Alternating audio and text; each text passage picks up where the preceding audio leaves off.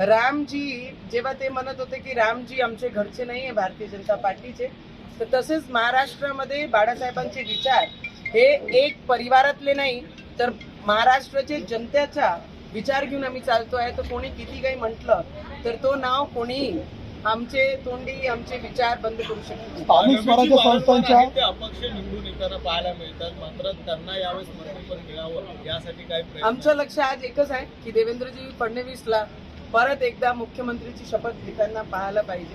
त्याच्याकरिता आम्ही देवाला पण प्रार्थना त्यांच्यासोबत आणखी रवीजींनी घ्यावं असं भाजप सर्वात मोठा पक्ष दिसून येतो राज्यामध्ये आता सध्या.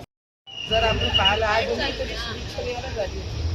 कारण जे इलेक्शन आम्ही या विधानसभेमध्ये लढलो आणि जे निकाल आम्हाला अपेक्षित होता त्याच्यापेक्षाही जास्त निकाल या महाराष्ट्राच्या जनतेने देवेंद्र फडणवीसजींना पाहून जे निकाल दिलेला आहे तर मला वाटतं मुख्यमंत्रीपदी आमचे देवेंद्र फडणवीसजीच विराजमान होणार आहे आणि त्याच्याकरिताच मी आज आली होती. शुभेच्छा द्या. मात्र कालपासून एक व्हिडिओ जो व्हायरल होतो त्यामध्ये बच्चू कडू म्हणतायत की नेत्यांनी माझ्या विरोधात उभं राहून दाखवावं, मग समजेल नेमकं काय होतं. त्यांनी कुठल्याही पद्धतीचं श्रेय घेऊ नये. माझं श्रेय तर नाहीच आहे. दादाला एवढंच म्हणेन मी कुठे म्हणताय की माझं श्रेय आहे. माझी जनतानी ते बदला घेतलेला आहे आणि जनतानी त्यांची जागा दाखवून दिलेली आहे. येणाऱ्या काळामध्ये सुद्धा ते आपण पाहू.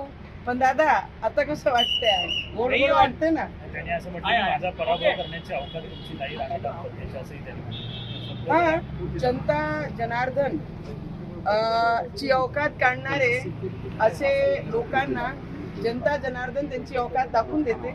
तर मी तर खूप लहान आहे, मी वयाने लहान आहे, अनुभवाने लहान आहे आणि तसंही मी माझी सैनिकाची मुलगी आहे. तर माझी अवकात तर बरेचसे लोक काढत असतात आणि त्याच्यातले बच्चू कडूंनी माझी अवकात काढली आहे. तर एक माझी सैनिकाची परिवाराची अवकात काढणारे लोकांची अवकात हा लोक दाखवत असतात. त्यांनी असंही म्हटलं की महाराष्ट्रातला कुठलाही मतदारसंघ सांगा, त्या ठिकाणी आम्ही उभा राहतो, तुम्ही उभे राहा, आव्हान दिलं. आपले स्वतःचे मतदारसंघात दिवे लावू शकले नाही तर दुसऱ्याच्या मतदारसंघात जाऊन काय दिवे लावतात? भाजपमध्ये नेहमीच धक्कातंत्र वापरलं जातं. यावेळी मुख्यमंत्री पदावरून काही धक्कातंत्र होईल असं वाटतं का? आम्ही देवेंद्र फडणवीसजींचे सैनिक आहे.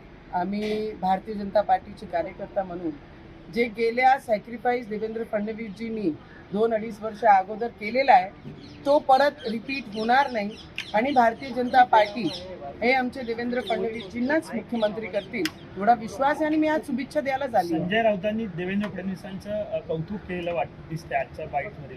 सूर बदलले काय नाही? अरे देवा, कोणी कोणी कौतुक केलं? संजय राऊतनी. बाप रे बाप. मैंने सुना है हमेशा कि समय देखकर बहुत सारे लोग बदलते हैं, पर ऐसे लोगों के भी सुर बदलते हैं ये मैंने पहली बार ही सुना है.